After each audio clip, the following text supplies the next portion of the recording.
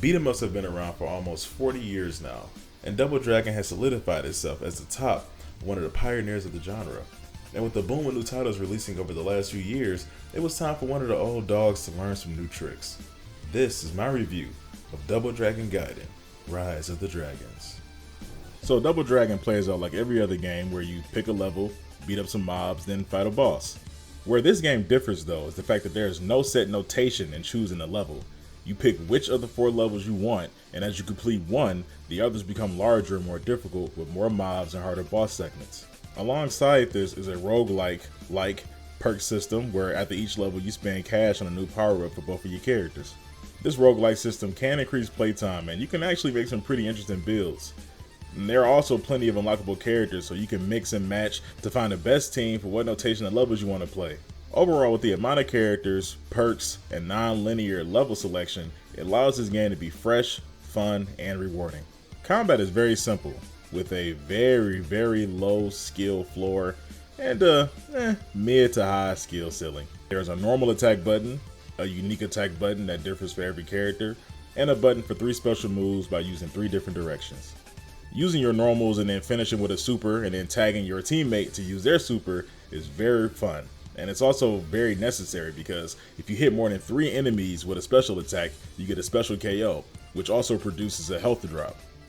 The music in this game is very well done.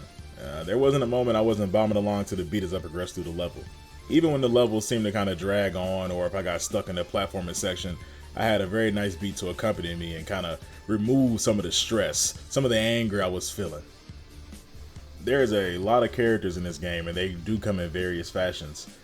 With the categories I've come up with, I call the light, the heavy, the brute, and the gunner. Jimmy is a slower, heavier attacker, while Billy is swift and nimble. Uncle Matane, Plantain, I don't know. But good old Unc falls into the brute category and Marion is a gunner. The rest of the cast falls into those tropes from what I've gathered, so picking 2 contrasting types have been the most fun for me. There ain't nothing wrong with choosing the same class type for a run depending on how you're feeling. Sometimes it's nice to have 2 brutes.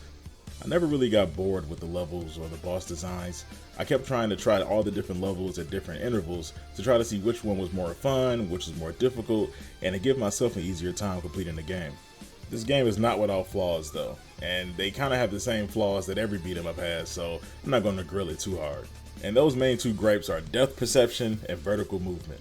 In this game, like every other beat 'em up, there's platforming. And just like platforming on all beat 'em ups, you're going to miss those jumps at least 2 to 3 times before you really get it right.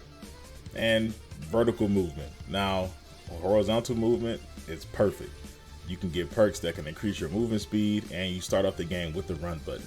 But if you have to go up or down the stage, there's no jump or shift or roll to really get you there quicker. So unless you get those perks that allow you to move faster overall, you're going to be doing that turtle shuffle. There are certain stages where it's a lot of verticality. The enemies are jumping up and down, you're jumping up and down, and you're just missing each other. You know, it's really bad. While I do enjoy the combat, it's also my biggest gripe. See, the combat is noticeably lacking from other games in this genre, especially the more recent ones, like River City Girls 2 and Streets of Rage 4. While it is nice to not have a game moving at breakneck speed, the lack of air combos or stagger combo extensions, kind of like River City Girls or Streets of Rage 4, really lets me know that this game isn't for a combo meathead. Unfortunately, I am a said combo meathead, so while I still can enjoy this game, I really wish there were more opportunities to open the game up. While I did praise those roguelike systems for keeping the game fresh, one personal nitpick is that I wish they weren't in the game at all. I'm not a huge fan of roguelikes, and I don't like the RNG of having to pick the perks because usually when I do a run, I'm not getting the perks I want, which leads to me having less fun. I would have much rather this game had a loadout-like system where you spend cash to unlock perks and then you set them on the characters you want. You can even have it to where the perks actually raise or lower the difficulty or change certain elements about the levels in order to keep things fair. I much rather prefer that so I know exactly what I'm going in with and exactly how I want to play every time I want to play. But don't let that sway you from buying this game. If you like roguelike and you like RNG, this game is for you. Double Dragon Gaiden Rise of the Dragons is a very solid game with an even nicer price tag of $25. It doesn't overstay its welcome and allows for decent play expression, and with the amount of unlockable characters, non-linear stage progression, and above average skill ceiling, I think there's always a reason to come back to this entry every now and then.